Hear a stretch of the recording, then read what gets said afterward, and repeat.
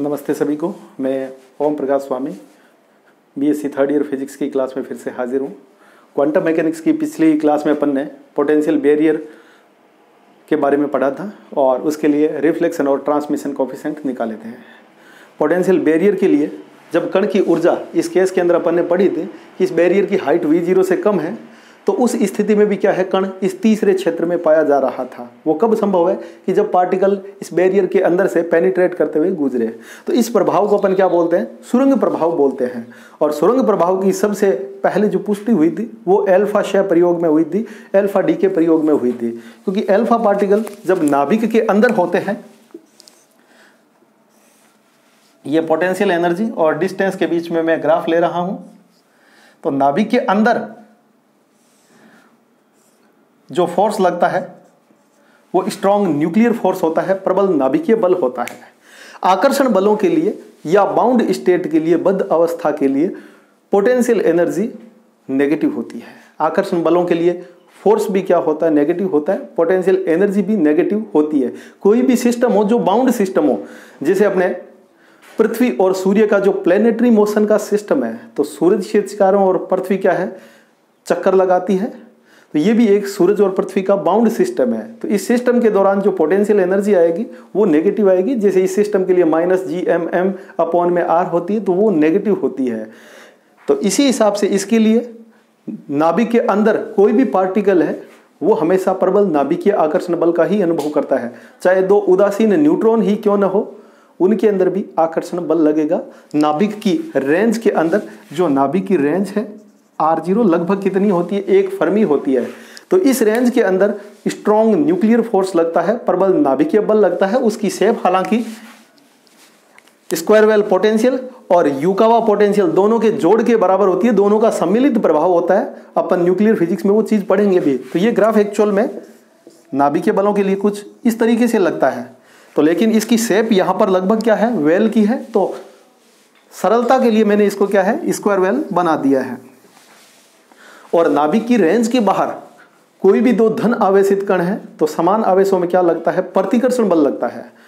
और विपरीत आवेशों में क्या लगता है, आकर्षण बल लगता है। तो नाभिक के बाहर नाभिक और अल्फा कण और अवशेष जो नाभिक है उनके अंदर प्रबल प्रतिकर्षण बल लगेगा। और प्रतिकर्षण बलों के अंदर जो पोटेंशियल एनर्जी होती है वो क्या होती है, पॉजिटिव होती है। पोटेंशियल एनर्जी या पोटेंशियल का मान कितना होता है, K Q1 Q2 अपॉन में R होता है। K 1/4πε0। Q1 अल्फा कण का चार्ज जो 2 इलेक्ट्रॉन के बराबर होता है। और नाभिक का परमाणु क्रमांक Z हो तो अल्फा कण के उत्सर्जन के बाद अवशेष नाभिक का जो परमाणु क्रमांक है वो Z-2 रहेगा, E/R। तो V समानुपाती क्या आएगा, 1/R का ग्राफ अपने को प्राप्त होगा। नाभिक की रेंज के बाहर जो न्यूक्लियर पोटेंशियल है वो इस हिसाब से अपने को प्राप्त होगा।